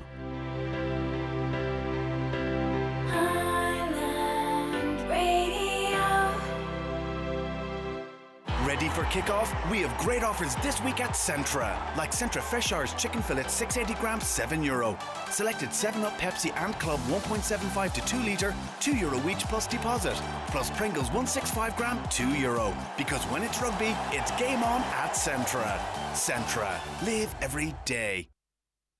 Where your opinion matters. The Greg Hughes Show on Highland Radio. You're welcome into the second hour of the programme. Now, got a wee appreciation message in from a listener. And it reads, on Sunday morning, we had an incident at our home where our son, who has diabetes, got ill. We called an ambulance and it was there within 5 minutes. While treating our son, our dad fainted and we had to call another ambulance for him. Again, it was there within 5 minutes. We just wanted to say a massive thank you to the crews who were highly professional and went above and beyond to help us, and with their treatment and guidance, no one needed to go to the hospital. Again, we want to say a massive thank you to the ambulance crews in Letterkenny from a very grateful family. On the issue of flooding will continue down south and locally until the OPW realises and listens to the councillors and people on the ground. They need to dredge the drains and the rivers. They dredge and drain the rivers. People should not dump near rivers or drains as they will end up with blockages. Rivers need to be dredged here in Donegal. There are too many restrictions on farmers. The OPW have too many powers. We need to be proactive and reactive. Arts is flooded and this could have been avoided. That actually came in from Councillor Michael McClafferty. On the issue of beef, we should not be expected to compete against the Brazilian economy. Income there is €500 or €600 per month compared to over €400 here, €4,000 here, beg your pardon. Beef is twice the price here as in Brazil, meaning in reality we get around a quarter of its relative value. Brazilian homes pay $1,823 of income on food. In Ireland, $810. We cannot be forced to compete with that. Right, I'm joined on the programme now by Nolene Kavanagh of the Viewing Project, in fact, the manager of the Viewing Project. Good morning. Good morning, Greg. How are you doing? Dude, thanks so much. Good. Thank you so much for calling up. How are you keeping? I'm very well. Delighted to be here on Highland Radio, I have to good say. To have you. Right, what is the Viewing Project? So the Viewing Project is an initiative from On Green On Theatre in the heart of Letterkenny. Everywhere claims to be in the heart of Letterkenny. Well, look, the beating heart. Okay. And the idea is that we want to reach out to communities across Donegal that may not have access or available access to the theatre and create projects off-site around the county with different community groups, youth groups, retirement groups, and engage and offer people the opportunity to engage in some art and heart. So it's bringing the facilities, the expertise to the people. Yeah. Who can't ordinarily come to On Green On. Exactly. And then I suppose as well, it's about trying to engage with next generation audiences who may not be as familiar with theatre as like my parents' generation were, and to try and kind of develop pathways and processes to excite and ignite the next generation on the kind of power of storytelling in relation to your lived experience and your own life, both fictional and biographical, and how that can just impact and imprint and make a difference in our community and for our own selves as well. One of the objectives is empowering diverse voices. So how can you see, or how do you envisage that working in reality? So I suppose, Greg, I'd be coming from the philosophy of my own experience growing up in the west of Ireland, where my parents were from a kind of a lower socioeconomic context, and it was at a particularly difficult time in Ireland in the 1980s when a recession was very prominent. And basically, I remember my mother was, she'd 4 kids in under her feet, and I remember lashing rain on an August day, and I remember her saying to my dad, listen, will you just get the kids out of the house for an hour? And there was a flyer about a Catalonian company called Els Comedians that were coming to Galway. And we didn't know what Catalonian was. We barely knew where Spain was, to be honest. And we were all piled into the car on this day where it was lashing rain. And we stood on the streets of Galway. And prior to that, we had just experienced what would have been the Paddy's Day Parade, where, in a very particular time in the 1980s, where you played your tin whistle, you looked straight ahead and you got on with the gig. It's very regimental. Very regimental, Greg. Spot on. So basically what happened was, on this particular day, lashing rain, there was this kind of thunderous noise and this kind of plume of colour that kind of filled the air. And out of this kind of electrified colour and thunder emerged a dragon. And I, as a 10-year-old, had never seen anything like it in my life. And basically, me standing on a street looking at that work is what led me to basically get creatively active and involved and have it as a way of life. Yeah. But it should also be pointed out the way you framed the St. Patrick's Day Parade there for some. That's about music and colour and culture. 100%. It may indeed actually spark something within them. Oh my God, 100%. Yeah. I suppose what I was referencing was like the idea of imagination. I do understand, but I think we elevate ourselves, but not necessarily denigrate something else. Oh no, I didn't mean it like that at all. And if that wasn't my intention. I'm not Janie Max, sure, I was in a Paddy's Day Parade and I still am. I know. For 40 years. I just know my listeners. Yeah, I totally get it. Just to clarify that. Yeah, no bother, no bother. Part of it too is promoting dialogue and reconciliation, and a lot of this stuff sort of, as it's set out as a goal and an objective, a lot of this happens in the process, doesn't it? If you know what I mean, if it's set up right and... Yeah, I think it's about not underestimating people, and also permission for, as you've kind of even outlined with the Paddy's Day Parade versus a Mockness Parade, it's about allowing for it all and respecting it all, and also how one can inform or share or influence the other where it's mutually beneficial.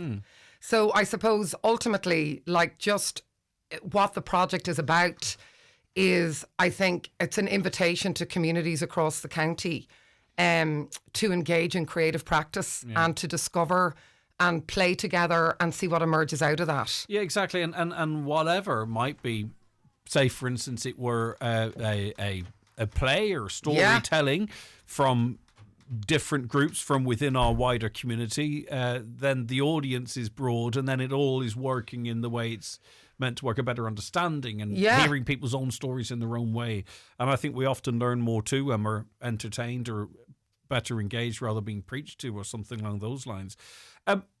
How are you going to get sort of the threads out into the community? We do have a great network, don't we, around the county of groups and organisations that represent all of our communities, but also work with those communities. So there's almost a network already established. Yeah, there's a brilliant network, and I have to say, it's been amazing meeting people and being out and about, and also our colleagues within the cultural sector and within the community development and youth work sector have been absolutely legends in relation to kind of supporting or informing or sharing that information.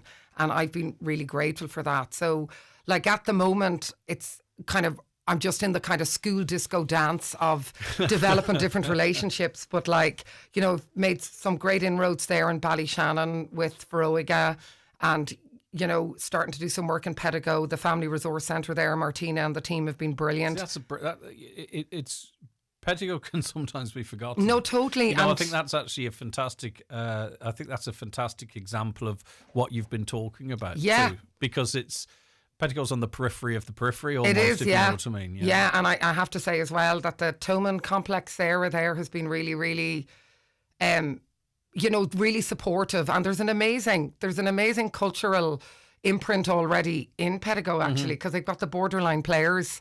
They also have, a great national school who are so up for it and ready to get engaged. Probably also a good example too of one of the other objectives, fostering cross-community and cross-border links. Yeah. Pedigo would be, Pedigo would be very close to, say, for instance, very loyalist areas of Northern Ireland. Yeah. Which I figured realised when I went camping. I just crossed the border and I was like, well, and this is not that long ago. It was like an eye-opener, right? The Union Jacks were up and all, you know what I mean? So that's, just to use that again as another example, because I know that's one of the objectives. I'm not saying to address that directly, but some of this work will be focused on sort of fostering cross-community, cross-border links. Oh my God, totally. And I think, you've kind of nailed it. Like basically, and what I think creativity can do, I was looking at the quotes about Highland Radio from like Moya Brennan and Brian Freeland side, and like what it is about is it's affording a different expression and a permission to be able to explore imagination, but also themes of lived experiences and allow those stories to emerge where, as you say, doesn't matter where you come from or who you are, you can interpret them as you see them and you can respond to them democratically and freely as you wish. And you're not necessarily, but not ruling out either, going around looking for, people who are already incredibly active in this space and know all the rules and know how to... Like, there's lots of people have a great story to tell, but maybe they haven't read many books. So how do you articulate a story? How do you structure something? There's supports in that regards too, which gives those people a voice, but also helps to, I think, and you can correct me if I'm wrong, I feel, discover talent or bring talent through or platform or give them the confidence or the skills. Completely. Like, what's brilliant about creativity is there's no set rules. So basically it's a carte blanche, like it's an invitation. The purpose of creativity, like even if, from smallies right up to the elders, it allows you to continuously, and I know it's a real cliche, but kind of paint outside the lines. Yeah. So there's no direct route. Like when you think about a musician who can't read music but is able to record their own compositions, or a poet like Rita Ann Higgins who left school at 12 and, wasn't schooled in what the art of poetry is. And now she is like one of Ireland's most beloved poets through her own... But that can be an advantage, can't it? Yeah, 100% through her own process and through her own medium. And then there's the cabin down in Knocknaheeny in Cork, where rap isn't something that you would associate with a particular community in the north side of Cork. And yet they have become pioneers and Grammy nominees in rap culture in their own indigenous local parlance, like. So in the context of that, I suppose, Greg, the Viewing Project is an opportunity to kind of like open up the potential for people across the county to have an opportunity to engage in a creative practice on their terms and within the context of their own wheelhouse. Yeah. Like, it's not a prescribing project. So it's not putting stuff on people. No, and when we talk about these things, often are easy, as tough as it is, these things are often easier in practice and to demonstrate than to try and articulate. 100%. And I know that, and a lot of...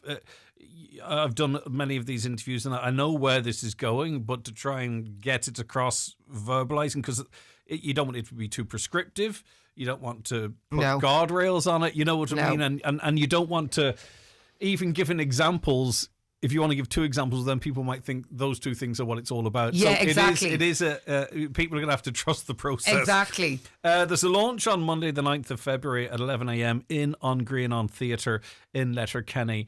And do you anticipate you reach out and you engage, or are you inviting people to submit, or what? Just because people might call and say, well, I've this idea, or I'm interested in that, or how is that working? It's a very good question. I think that, I've been kind of, I suppose, connecting in with people and inviting people to contact me and go, look, we have a group, or, we have a community here of people who might be interested in doing an artistic activity, and we'd love to have a chat with you about it. Or there may already be established groups around the county that are doing amazing work, And they might just want to have an opportunity to talk about that or to engage with that, because I suppose one of the things that I do want to acknowledge and say is that this is a project that is led by An Greenan, but it is supported by Peace Plus. Yes. And I think that the intentionality behind it is genuinely about that authentic connection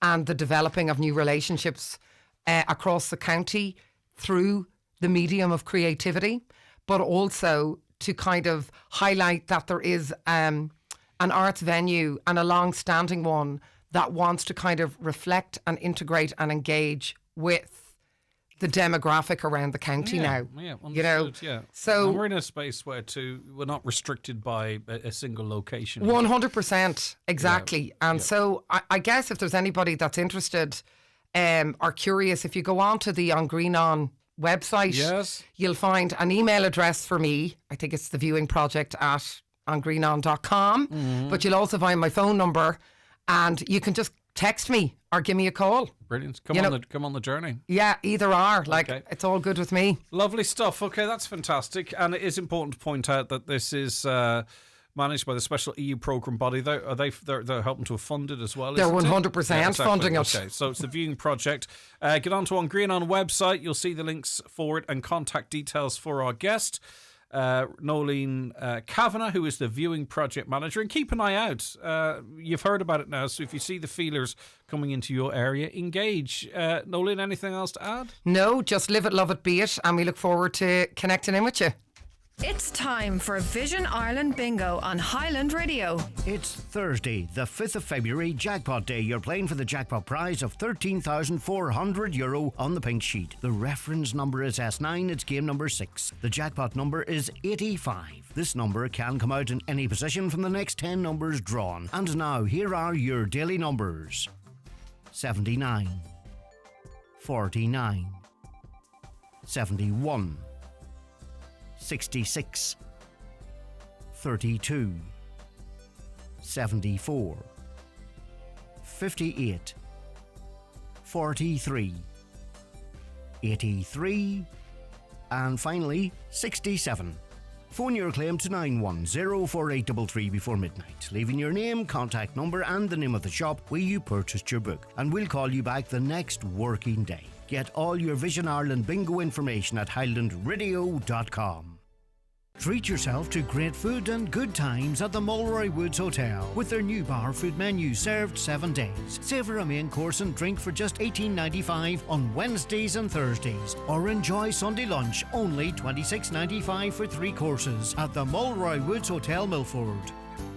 Ferguson Fuels is expanding again, now delivering daily to Letterkenny, Ramelton, Milford, Rathmullen, Kerrykeele, Port Salon and Fannin, along with all our usual areas. For affordable, competitive prices and fast, reliable deliveries, you can always count on Ferguson Fuels. To place your order, call 048 712 61366. Ferguson Fuels, keeping homes warm for generations. Mabel special offers. Refresh with Evian 1.5 litre for just $1.25 plus DRS. And kickstart your mornings with Weetabix 72s for only €6.50. A family breakfast favourite. This Valentine's, love local, love Mabel. From special treats to gifts to flowers, chocolates and cards, and all the fresh meats, fruit and veg you need for a romantic breakfast or dinner. Mabel has it all. Plus enter in store to win a luxurious Valentine's hamper. Mabel Stores. Love local, love Mabel. Planning a new build or major renovation? The Donegal Build and Rebuild Show is on this Saturday and Sunday at the Mount Errigal Hotel. Meet the Spratt Fireplaces team and explore modern stoves, fireplaces and electric fires. Spratt Fireplaces, helping bring your dream home to life. Right, so we've been covering the potential dilution of the service between Donegal, Dublin, Dublin, Donegal. This is nothing to do with the Donegal Airport. They are there doing the fantastic work they always do. But a new tender went out, and I would have question marks about the tender. I teased them out yesterday, and, you know, I'm a massive fan of accountability. We're all ultimately accountable in the private sector. If I do something wrong, I'm held to account on it. But there is a service that's there at the moment, but a tender went out that didn't match the service that's there at the moment. Apparently this is the same tender that's always been there. I don't know. But for one early morning flight by a certain time, one evening flight by a certain time, people tendered for it, or a company did. They received the tender, and then they've announced this schedule, which is useless really for much of the use of this link to Dublin. It's a PSO. We're paying for it through our taxes. But what is the lived potential impact of these flights either A, being at the wrong time, or B, not being as reliable as they are now? Kathleen Griffin's from Gweedore and joins me on the show now. Kathleen, thanks so much for your time. I know it's not for everyone to speak publicly, but the more voices we have, I think, on this story, the better we have a chance of getting a resolution. So thank you very much. You're welcome. It's very, very hard. I'm speaking on behalf of myself and other cancer patients that use this service. We relied heavily on it, and we relied on it. You would go up in the morning flight, you may come down in the afternoon flight, which would have been at 1 o'clock, or if you couldn't make that, you would make the 6 o'clock flight. But they're trying to do away with the afternoon flight, which is very, very hard for somebody that's up there having treatment or up there having surgery and having to come back down and having to wait until the evening flight. They just need to take into account all that. I know it's a business to them, but a lot of people in Donegal that are sick, not even just cancer patients, there's a lot of other patients that use it as well. Children use it. They need to take that into consideration as well, how much it is used by the Donegal sick people. Yeah, we rely heavily in Dublin. Not in any way contradicting you either, but they're getting paid anyway. If those flights go up and down empty, they're getting paid. And in fact, extra money is just gravy for them. But Kathleen, just from your reality of your treatment, and I'm pleased to hear it's going well for you, but you were diagnosed with ovarian cancer 3 years ago, and you had to get treatment in Dublin. So you would arrive at the airport for the flight. What time? Can you talk to me about the process of getting to Dublin and to the hospital using the early morning flight up until now, if you don't mind, Kathleen? Yeah, I would get my appointment for Dublin. I would ring Mary or Annalene up in door that looks after the cancer flights. I would tell them what time my appointment was, and they would look after make sure that I would be on the flight, what time my flight was at, and to be able to get back down. So I would ring them. They would ring me back. Yes, you're on it. You would be able to take somebody with you. Be somebody, a friend, your husband or your partner or whatever. You could take them with you. And it was just great because you would land over the airport. You'd be up in Dublin from the time I would leave the house till I would be in Dublin in the hospital, it would be less than 2 hours. Wow. If I would have to drive, you're looking at over 6 hours. Yeah. Depending on traffic, depending on everything. And then you mightn't be able to get back down, so that means you'd have a cost of having to stay in Dublin. And then, that means there's an extra cost of having to get a hotel in Dublin and can come back down the following day. At least the flights, they're handy. Yeah. You go up, if you couldn't make the afternoon flight, you'd make the evening flight. If you couldn't make the afternoon flight, you'd ring Mary and Annalene. They would change the flight for you automatically, and you'd get the afternoon flight. Sometimes your appointments would run over. So it was very, very good. It just worked. But the way it is now, it's not going to work for everybody. And anybody who has themselves gone through cancer treatment or is going through cancer treatment, they would know the treatment can be tough, right? But you're waiting on blood tests. You're waiting to find out that everything's clear, that you can get your treatment. You just want to get these treatments because you want to get better or as well as you can. So with that in mind, you're not going to... So just for listeners who may not be aware, under the new proposals, the aeroplane would stay in Dublin overnight and it would fly up empty probably at 6:30. Now, that would be dependent on weather in Dublin. If it were delayed because of Boeing 737s heading somewhere else or what have you, people wouldn't know until that plane took off whether or not, and in fact, to be honest with you, wouldn't know for sure if it was going to be fit to land in Donegal Airport. So that brings uncertainty. So what do? You say, well, I'm going to have to go down the night before then because I need to get this treatment. I have to get this treatment. I've been waiting on it and I can't risk not getting this plane. And it's that type of expense, hassle and uncertainty that would be brought into a person's cancer journey that we don't need, Kathleen. Exactly. I'm speaking on myself. It was one particular time the flight didn't go off and I needed to be in Dublin. But they did put on a bus, but I was so unwell, I could not go on the bus. I just couldn't go on the bus, so I actually had to ring the hospital, and I ended up, they were able to take me in Letterkenny, because I was that unwell, that I was lucky enough that the Dublin hospital were able to get in contact with Letterkenny, and Letterkenny took me, so I was very lucky in that way. But there is times, if the flight doesn't go, they will put on a bus, but that isn't always going to work for somebody that's very unwell. It's just not going to work. And like you said, they're going to get paid anyway. So why would they leave Donegal to go back to Dublin, stay overnight in Dublin, to get back down in the morning? It just does not make sense. It doesn't make sense because anyway. whoever... So could they not just do as they're doing? Yes, but whoever drafted the tender, I don't know if it's a civil servant, the government, whatever, they tendered for what they needed to do, and they're doing that, but it's no good. And someone should have spotted this before now, because this is causing stress and anxiety. And I think hopefully we'll get a resolution to it, but what about the stress between now and then? Do you think, Kathleen, from your... you don't know when you can book your flight. Well, that's it, of course. After a certain date, whether you're going to be able to get the flight. So, I mean, it's going to put an extra financial cost on patients. Yes, but my concern is for the patients who don't go for the treatment. You talked of a 6-hour bus journey down, the treatment, having that 6-hour bus journey back. How many people, Kathleen, we'll never know, would simply say, I am not doing it. I will live out the rest of my life as best as I can, but I am not doing 12 hours on a bus. And that's... And I can understand that, because when you're unwell, the thought of having to, no harm, but going to Dublin, for me anyway, when you're well, is bad enough. But when you're unwell, I can't imagine people would be saying, no, I can't do this. I just can't do it. Yeah. Especially when you're unwell. I can't imagine them saying, no, I can't do it. But all right. The other choice is, if you don't do it, exactly. Where are you left? You have to do it.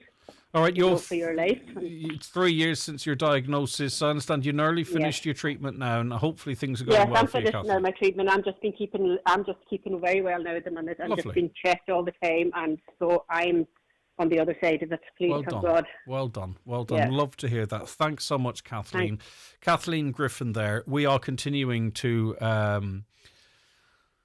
I suppose you could say bombard the Department of Transport with a view to getting some clarification or even an interview in relation to this with the Minister with Responsibility, who's an old friend of Donegal, Darragh O'Brien.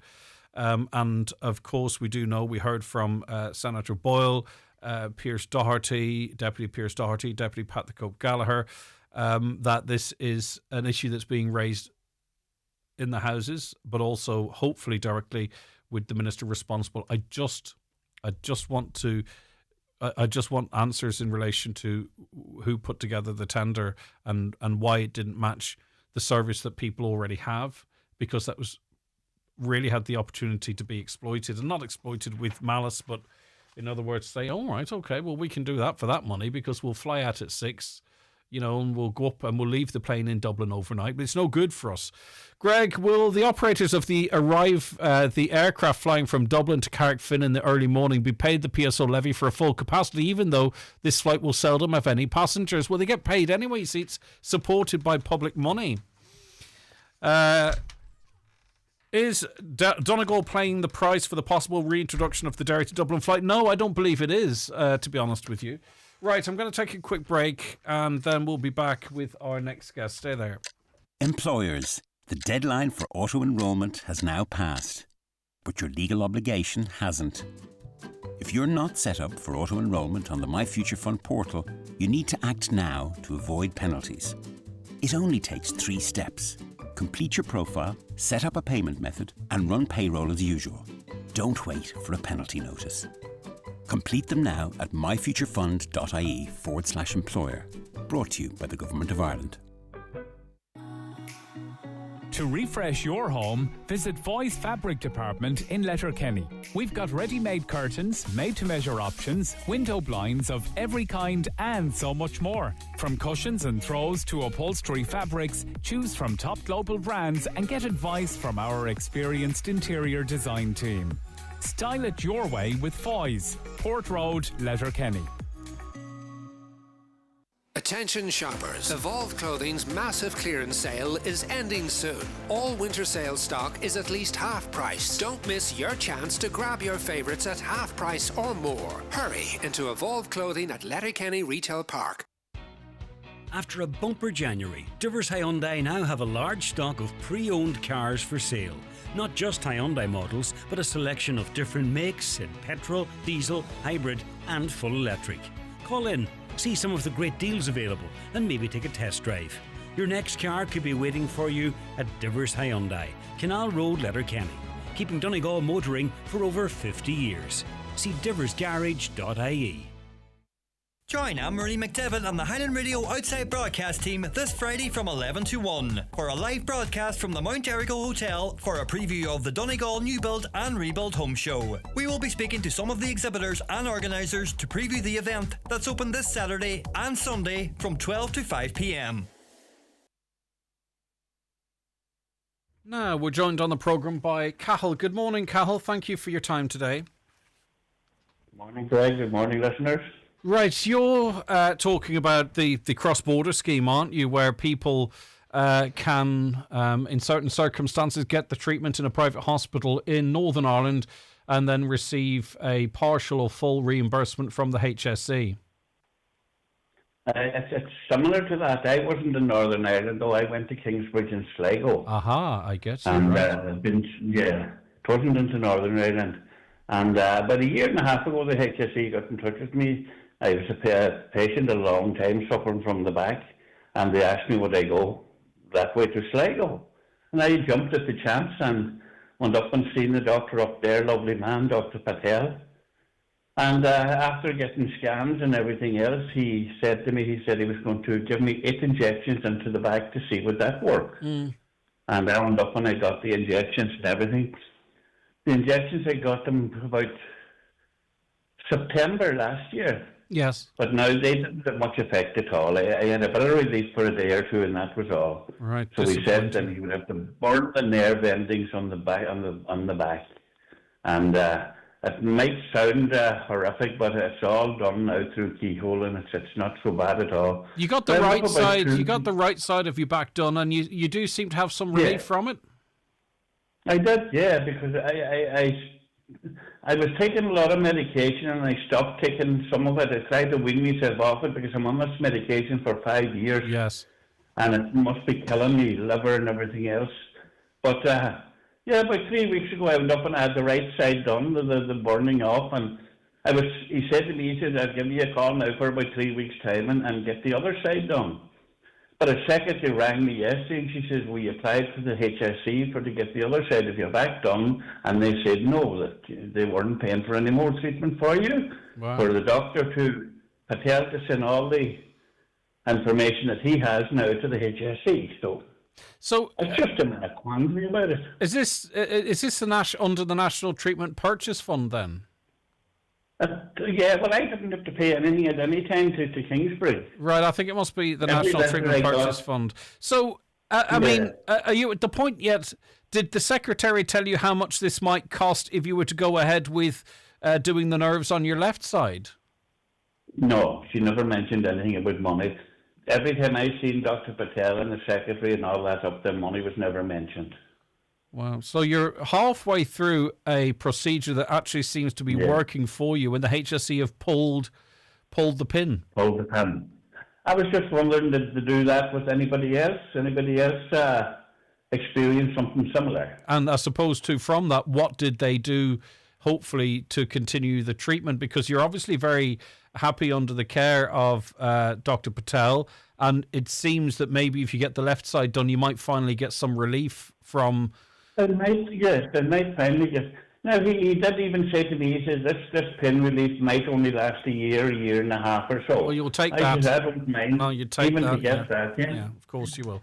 There's nothing worse than back pain is so debilitating. It affects sitting up, lying down, moving, everything. Cathal, leave it with us, right? We'll make our own inquiries ourselves, but also throw it out to the listeners if they've ever been contacted by the HSE. If you can find out if it's under the National Treatment Purchase Fund, maybe give Caroline a text or a call, because that might help us to find out exactly how you're being treated privately in the Republic through the HSC, or maybe it's the cross-border treatment. I don't know, but we'll find all that out, Cathal, and chase it up. And in the meantime, if any listeners have any info. I'm almost sure it's similar to the cross-border thing, but I'll check up my letters from them and I'll get Caroline a wee ring back. Lovely stuff, Cathal. Listen, hopefully we can get some sort of clarification or resolution. Look after yourself. If you're in and about Letterkenny today, by the way, please keep an eye out for students of St. Eunan's. They're on the Market Square in Letterkenny, and they've gone out to collect signatures for their petition. They want the Minister for Education to review funding for the new school building there. The petition is also available on Highland Radio's Facebook page and the school Facebook page as well. So obviously politicians are trying to advocate.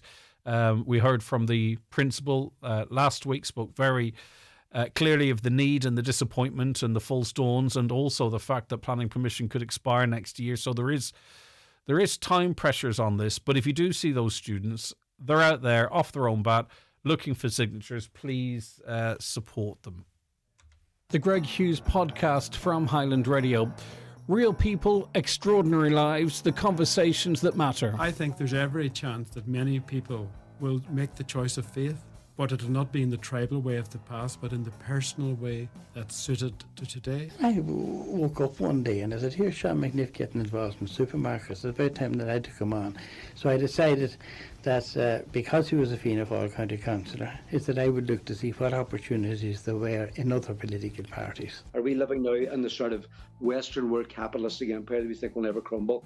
Of course it's going to crumble. There's relationships busted, there's children losing out on a parent, and a lot of people talk about, geez, look what that family's going through there, that man there's thinking, or that woman there's thinking. But I like suffering too, like. It'll never leave me what we had to do.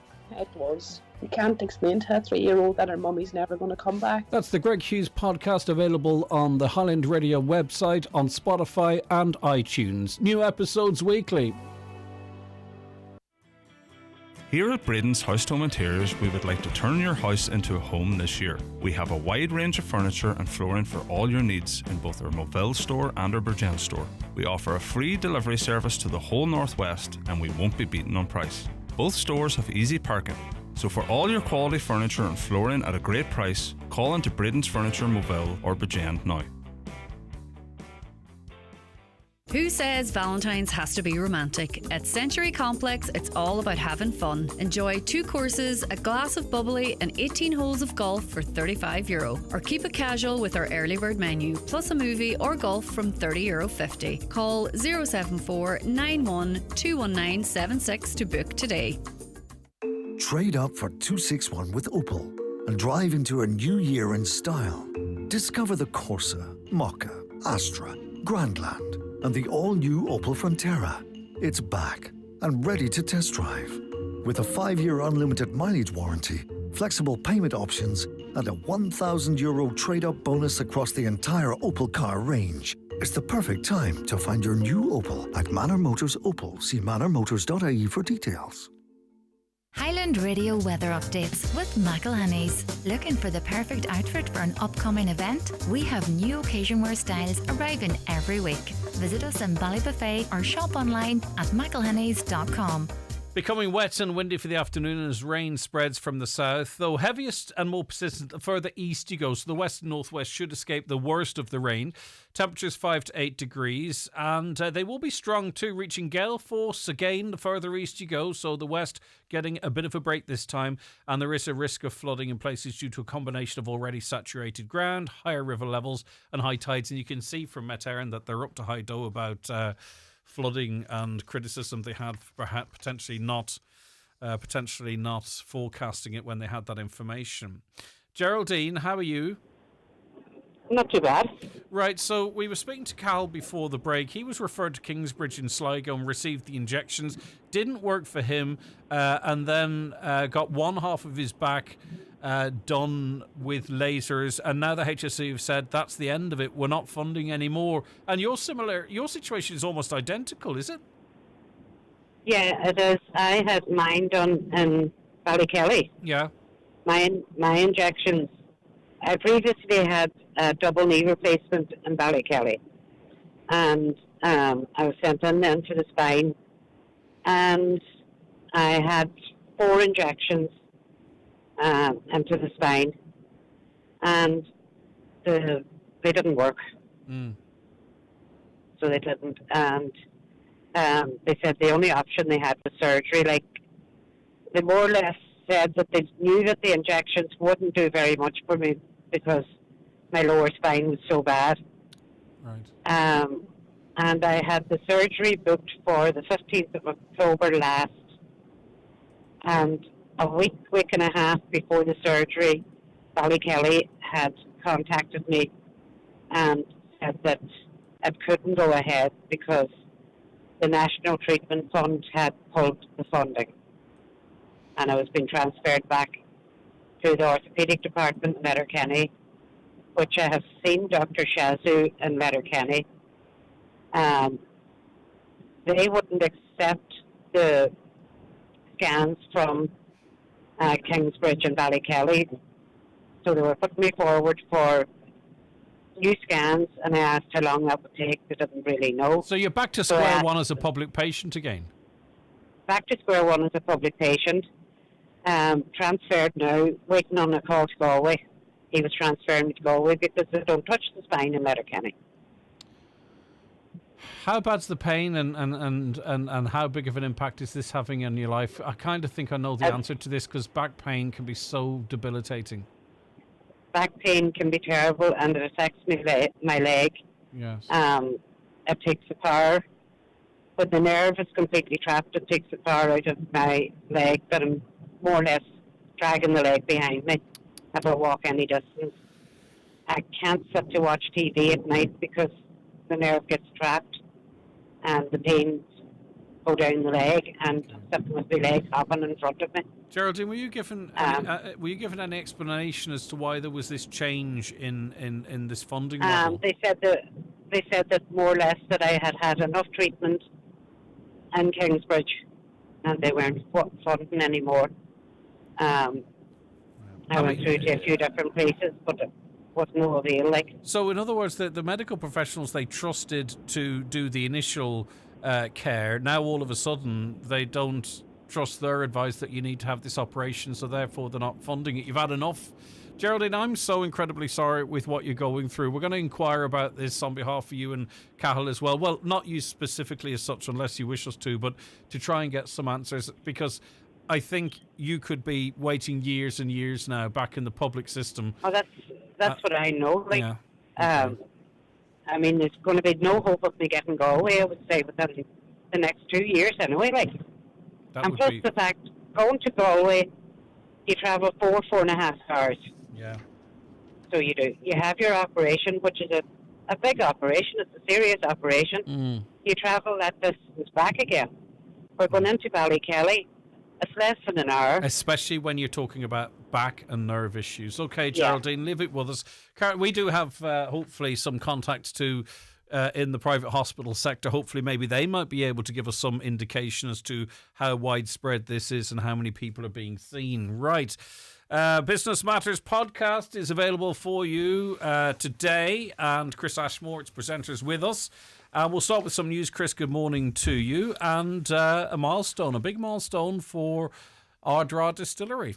That's right. They have just filled their 10,000th cask, so that's quite a landmark. The distillery there is now producing 440,000 litres of alcohol annually. That's a lot. And nice Donegal success story. They are exporting to more than 15 countries, including, obviously, the UK, Germany, France, Belgium.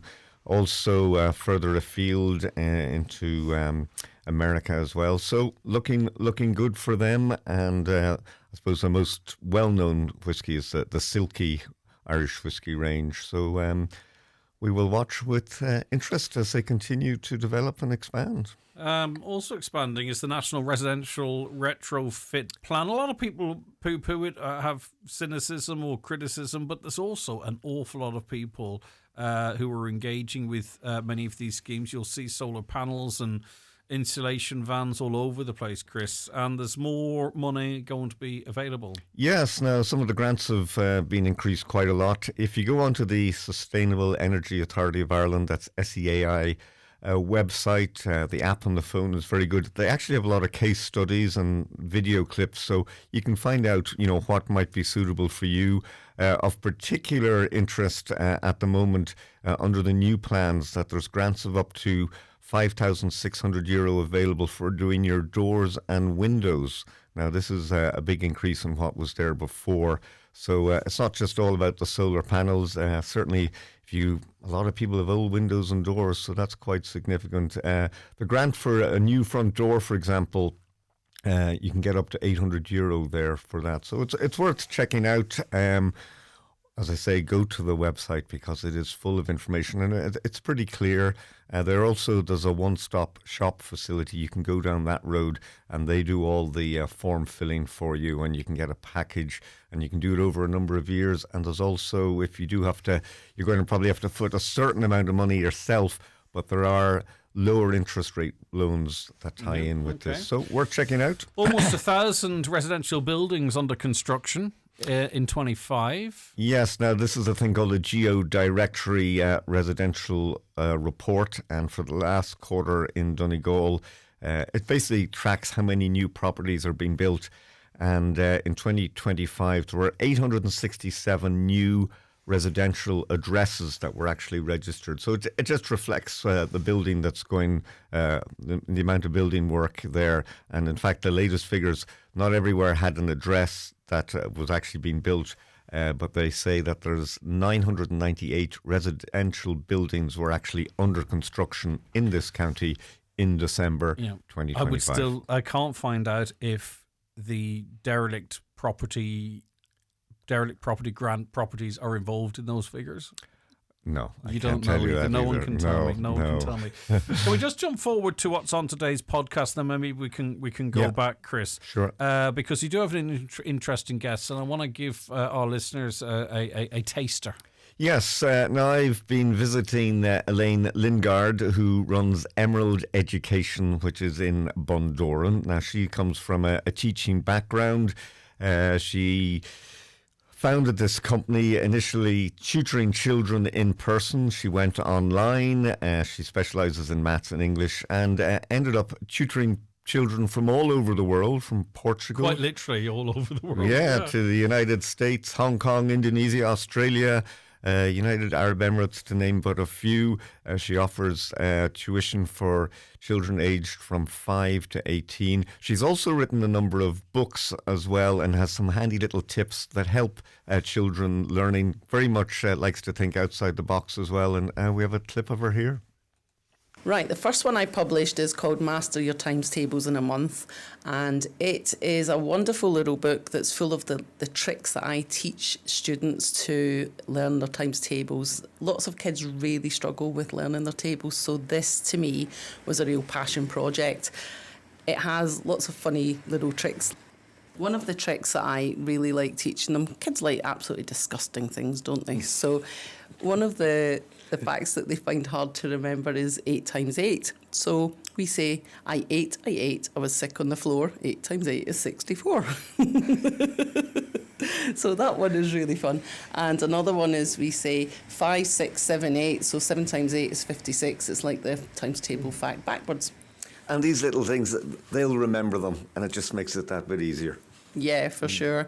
So the book is full of all those funny little facts to remember times tables and lots of practice. So it's really possible to master your tables in a month if you really want to work at it. Elaine Lingard there, and she sounds like she enjoys what she does, Chris. You had an interesting conversation, and it's available in its entirety really soon on our website as part of this week's Business Matters. That's right, and the programme itself going out after the 6 o'clock news on Sunday. And if anyone wants to get in contact with Chris, I can't imagine a single reason why. No. Best way is by email, businessmatters@highlandradio.com. Darts is great for maths, I think. Yes. Playing darts. Yes, very good. Really is good. Yeah, absolutely. As soon as you're engaged in something or enjoying something, you know, it just comes naturally. Yeah, brilliant stuff. Thank you very much. Chris is back with us next Thursday. The podcast available very shortly on our website, highlandradio.com. Thank you so much for listening. Thank you for watching, texting in, calling in, whatever. We appreciate any interaction with you at all.